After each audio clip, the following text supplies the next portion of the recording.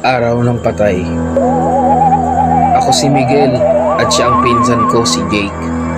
November 1 na naman. Naniniwala ba kayo sa mga multo, engkanto o iba pang mga elemento? Tara't samahan niyo ako sa akin nakakilabot na kwento. Araw ng mga patay.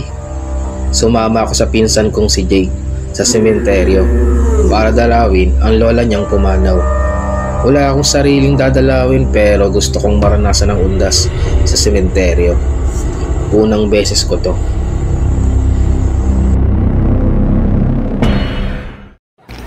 Pagdating namin, sobrang dami ang tao. Kandila sa bawat sulok, ang tanging liwanag sa dilim. Sa halip na takot, kakaibang damdamin ang bumalot sa akin.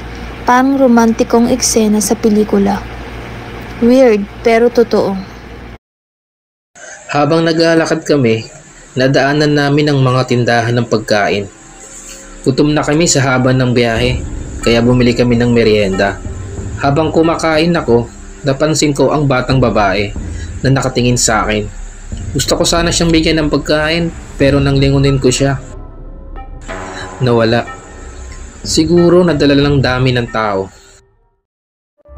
Pagkatapos kumain, nagpatuloy kami sa puntod ng lola ni Jake. Nagtirik siya ng kandila at tahimik na kinuusap ang kanyang lola. Iniwan ko muna siya para makapag-isa at nagsimulang maglibot.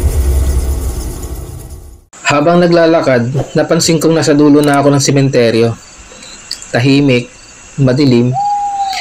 Babalik na sana ako nang bigla ako nakarinig ng mga bulong. Sinilip ko ang kabilang bahagi. May isang pamilya. Magkakahawak kamay, nakatayo sa gitna ng kadiliman na may kandilang liwanag. Iniisip ko na nagdadasal lang sila, pero habang nakatitig ako sa kanila, napapansin ko para lang nagre-ritual. At biglang sabay-sabay silang tumingin sa akin. Walang emosyon, hindi kumikilos, pero mga estatwa, at sa gitna nila ang batang babae na nakita ko kanina. Nakakatakot ang kanilang mga tingin, parang kakaiba. Nanigas ako, hindi ako makagalaw. Habang tumatagal, parang lumalapit sila sa akin. Kahit hindi sila naglalakad, gusto kong tumakbo. Pero parang may humawak sa akin.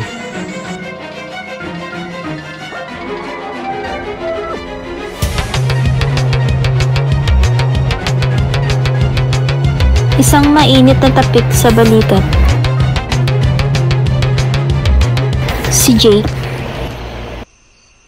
Hoy Miguel, nakita din kita. Anong ginagawa mo dito? Kanina pa kita hinahanap pa. Buti dumating ka. Sila kasi. Sinong sila? Teka, ba't nawala?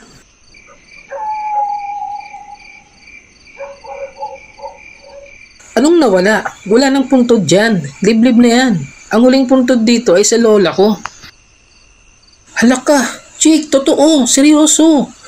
Madami sila, parang nga silang pamilya pero kakaiba sila. Parang di sila tao. Kung ganun, totoo nga ang kwento about sa mga nagpapakitang elemento dito sa sementeryo. Anong kwento?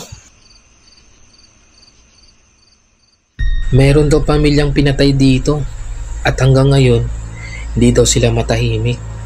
At nababalita pa, kumukuha daw sila ng mga kaluluwa mula sa mga taong buhay. At nagkatinginan kami, pareho kaming kinilabutan, sabay karipas kami ng takbo, parang mga batang takot na takot na halos naghihilahan pa.